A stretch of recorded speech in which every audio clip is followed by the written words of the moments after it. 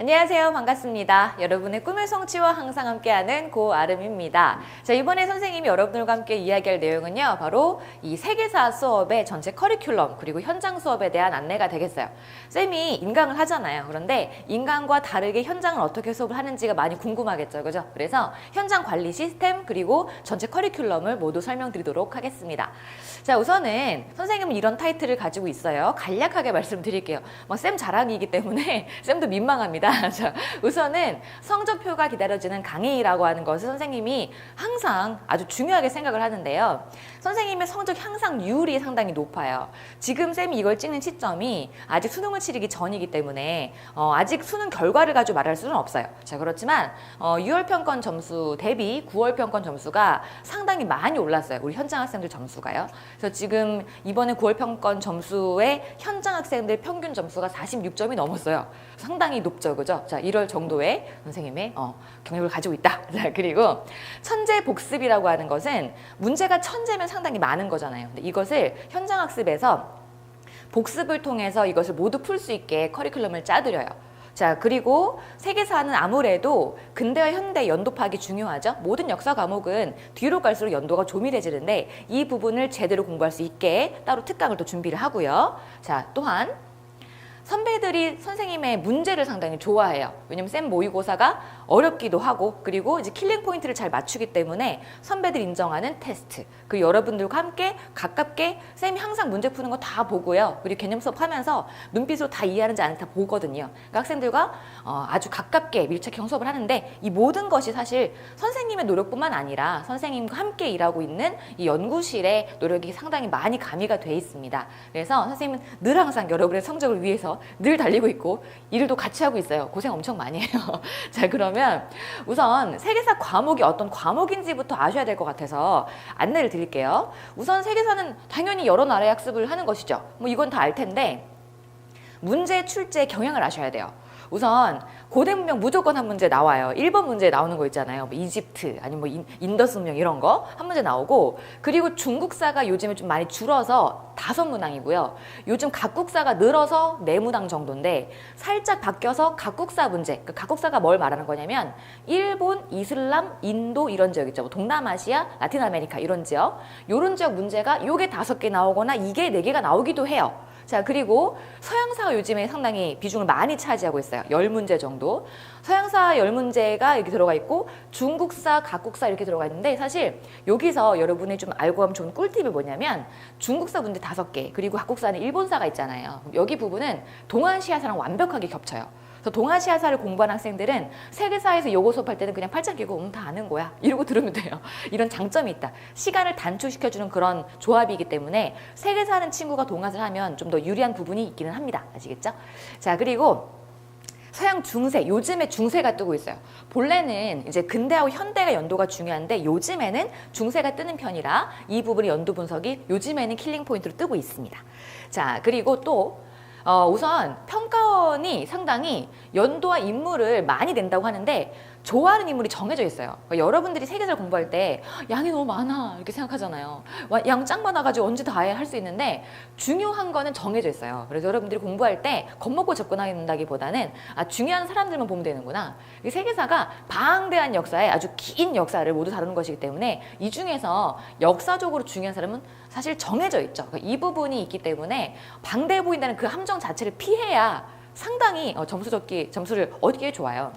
자, 그리고 이건 정말 불변의 진리입니다. 세계사는 개념이 아주 많은 과목인 만큼 꼬아내거나 그런 게 없어요. 그래서 공부한 만큼 성적이 나오는, 그러니까 문제풀이 응용이 많이 필요한 과목이 아니잖아요. 그거 알면 바로 답이 나오기 때문에 정직한 과목이다. 그러니까 여러분들이 만약에 암기라던가 아니면 이해를 봤을 때 암기, 이해 둘 중에서 좀 나는 암기 좀 강해 그러면 확실하게 여러분이 승부를 볼 수 있는 과목이고요. 응용이 좀 부족하다 하는 친구들은 확실하게 자기의 실력을 더 많이 내보일 수 있는 그런 과목이 되겠습니다. 자, 그러면 이제 세계사를 포함해서 모든 사회탐구에 대해서 선생님이 안내를 하면서 성적을 올리는 법을 알려드릴게요. 우선 사회탐구 모든 과목은요 20문제로 돼 있죠. 자, 그 중에서 15문제는 개념을 공부하면 다 맞추는 문제들이에요. 자, 그리고 3개는 내가 좀 공부가 덜 돼서 나한테만 어려운 문항이 있죠. 그리고 나머지 두 개, 이 두 개가 아주 중요한 부분이에요. 킬링 포인트. 평가원이 일부러 죽어라고 틀려하고 내는 문제. 변별력을 가리기 위해 내는 문제죠. 그죠? 이걸 맞춰야 만점 받고 1등급 나와요. 여러분, 점수가, 세계 점수가요. 48점이 나와야 1등급이 나온다고 생각을 하고 공부를 하셔야 돼요. 근데 어려운 문제가 몇 점이죠? 3점이거든요. 그러니까 3점 하나 틀리면 47, 그럼 2등급 나와요. 이 두 개 틀리면 44, 그러면은 4등급 나오는 경우가 생기기도 해요. 그렇기 때문에 사회탐구 과목은요, 만점 받겠다, 이 각오를 가지고 공부를 하셔야 돼요. 자, 그렇기 때문에 이 세계사뿐만 아니라 모든 사탐이 그렇습니다. 만점 받겠다라고 해서 이 마음을 가지고 공부를 하셔야 되는데, 이 부분을 잘 맞추기 위해서 쌤의 커리큘럼이 짜져 있다라고 보시면 돼요. 물론 당연히 여기도 당연히 재밌게 수업을 하고요. 자, 그러면 쌤의 현장 관리는 이렇습니다. 우선은 일단 들어오면 테스트를 보셔야 돼요. 근데 테스트는 누적 테스트인데요. 자, 이 누적 테스트는 주관식으로 되어 있어요. 왜냐하면 객관식으로 되어 있으면 여러분들이 답을 외우는 경우가 있습니다. 선생님이 테스트를 내고 만약에 이걸 통과를 못했다 그러면 다시 풀리거든요. 그럼 번호를 외워버리면 다시 풀 때 그냥 금방 풀 거 아니에요. 그래서 정답을 외우더라도 진짜 그 팩트를 외우게 만들기 위해서 주관식으로 냅니다. 자, 그리고 이 부분은 1주차부터, 사실 1회차는 테스트 못 보겠죠. 이때부터 해서 마지막까지 계속 이어지고요. 이후에 강의가 이 개념 강의 끝나고 나서 그 다음 세계 특강 이어질 때에도 계속해서 연결해서 계속 나와요. 자, 그리고 자, 두 번째는 주간 세계사. 자, 과제예요. 여기가 바로 쌤이 아까 말했던 천재에 대한 부분이거든요. 그러니까 이 주간 세계사는 쌤의 과제명 이름이 주간 세계사예요. 이것을 학원 올 때 내고, 그러면 이제 연구실 쌤들이 가져가서 시험해주고도 하겠죠? 그리고 이제 나중 끝날 때 다시 또 새로운 과제 받아가지고 가고, 이렇게 하면 돼요. 요거를 쌤 커리큘럼 쭉 따라오면서 천재를 다 풀고 이러면서 개념을 확실하게 익히시는 거예요. 이것도 마찬가지로 자, 앞에 1주부터 해서 쭉 마지막까지 이어지고, 이 부분이 이후에 특강, 문제풀이 강의 할 때까지 계속해서 꾸준히 나오게 돼 있어요. 자, 그리고 마지막이 선생님이 가장 고심하는 부분이기도 한데요. 수업 미진 학생. 여러분들이 지금 이걸 듣는 시점에서는 사실 뭐 내가 미진 학생이 되겠어? 라고 생각할 수 있겠지만 막상 오면 못 따라오는 경우가 있어요. 그러면 테스트를 보고 그리고 과제를 봤는데 점수가 시원치 않아. 그러면 이것을 인터넷 강의를 주면서 보충하게 만들죠. 자, 그리고 또 다음 시간에 다시 풀어오도록 문제를 줘요. 근데 솔직히 말해서 내가 공부를 안 하게 되면 이걸 줘도, 인강 줘도 안 들을 거잖아. 그죠? 안 듣는다고. 그리고 다음 시간에 풀도록 해와도 잘 안 풀어온다고요. 그럼 이것을 쌤이 자꾸 시킬 거예요. 할 수밖에 없게 시킬 거예요. 할 수밖에 없게. 그러니까 각오를 단단히 하시고 오셔야 됩니다. 아시겠죠? 자, 그러면 선생님의 전체 커리큘럼은 이래요. 자, 우선은 첫 번째 방학 때, 겨울방학 때 진행이 되는 아름다운 개념 완성. 자, 그리고 두 번째로는 연도 문제가 워낙에 세계사는 중요하기 때문에 세계 특강이라고 해서 3월과 4월 시기에 진행을 하고요. 사실 이 시기에는 4월쯤에 중간고사 기간이 있어요. 그래서 세계 특강 마치고 나서 바로 중간고사를 보실 거고요.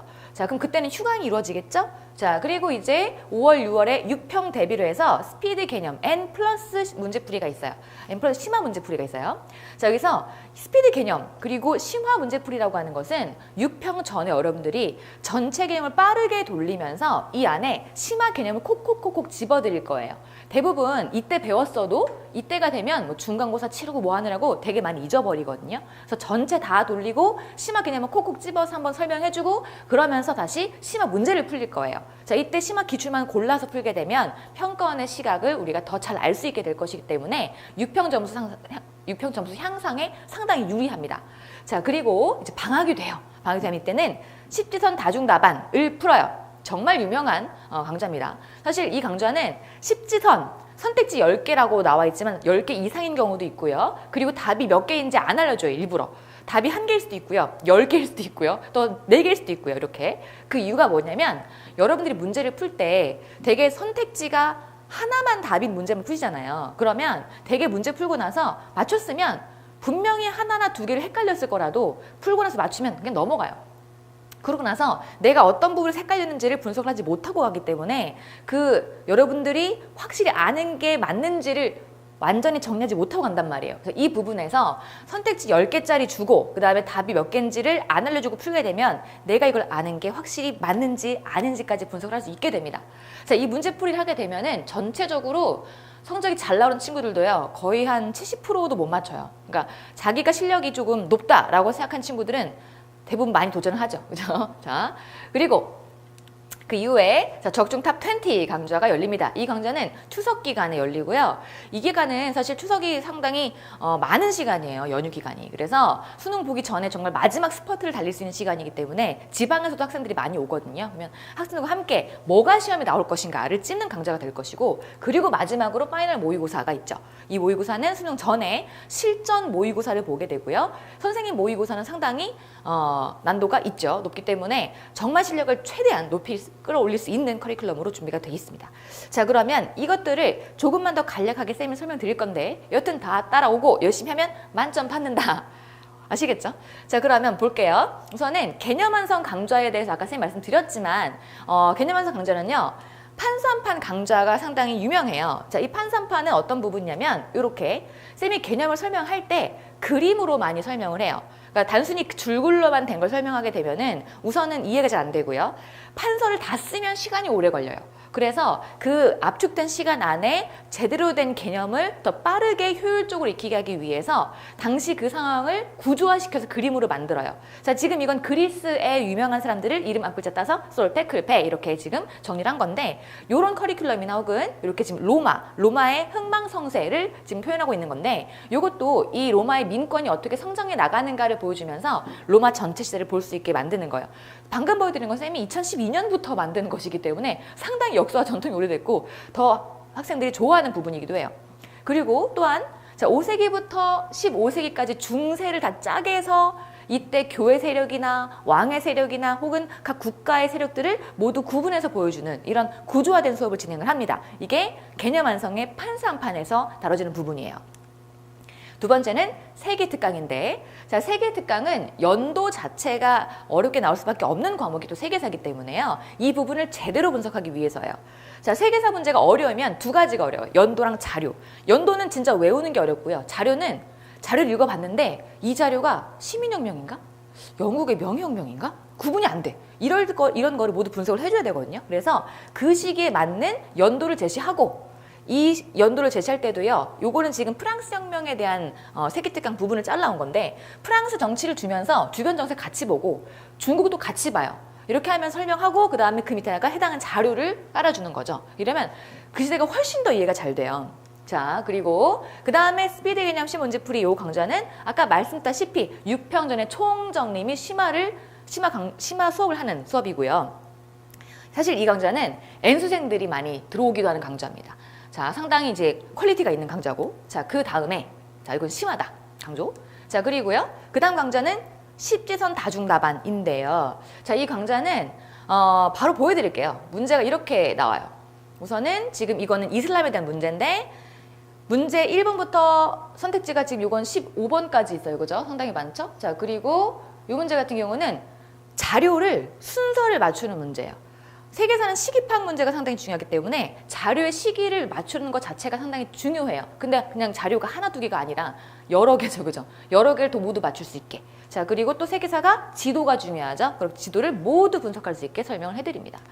자, 그러면 그 다음에 이제 적중 탑 20 이 강좌는 말씀드렸다시피 자, 수능 직전에 찍는 강좌가 될 것이고, 자, 그리고 마지막으로 파이널 모의고사 같은 경우는 2, 3, 15 아까 쌤 말씀드린 진짜 어려운 두 개 문제, 그 다음에 3 내가 어려운 문제, 나머지 15개 좀 쉬운 거라 그랬죠. 자, 이 중에서 2와 3 요것에 해당하는 문제를 맞추기 위해서 정말 고퀄리티로 만들어진 고득점 모의고사예요. 자, 그리고 이 문제풀이를 현장에서 진행할 때는요, 당연히 실전처럼 진행을 하고요. 그리고 현장 등급 컷을 공지사항에 다 알려드립니다. 그래서 만점을 가기 위한 마지막 과정이기 때문에 정말 이 시기에는 거의 6월 평가원 받고요. 9월 평가원도 당연히 봤을 거고, 그다음에 수능 특강, 수능 완성 모두 나왔을 시기이기 때문에 올해 트렌드가 어떻게 나올 것인지 모두 분석해서 만드는 모의고사라서요. 정말 양질의 모의고사가 될 겁니다.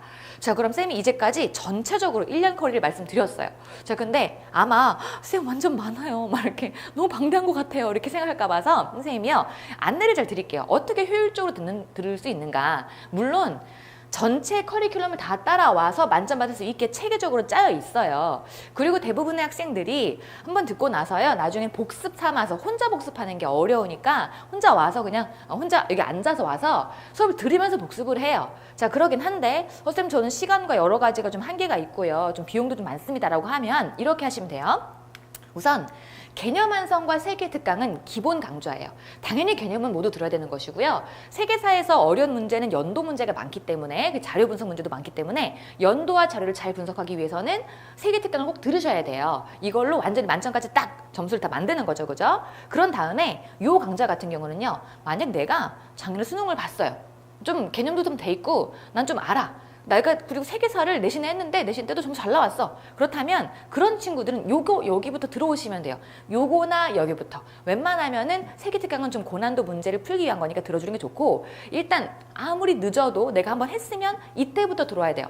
전체 개념을 다 돌리고 나서 심화 문제 푸는 거기 때문에 자기의 이 잠재된 실력을 깨어 올리기에 이 강좌가 매우 좋습니다. 자, 그러면 요거 2개 무조건 듣고 자, 그 다음에는 여기를 들으셔야 돼요. 문제풀이 강좌. 자, 10주선 다중답안 고난도 문제풀이 하셔야 되고요. 그 다음 이거를 풀고 나면 이제 9월 평가원이 와요. 그 다음부터는 자기 부족한 걸 많이 채워야 돼요. 그래서 그때부터는 자기 부족한 다른 과목들도 있을 테니까 이걸 공부를 할 텐데 대부분 적중탑 10T는요. 찍기 강좌이기 때문에요.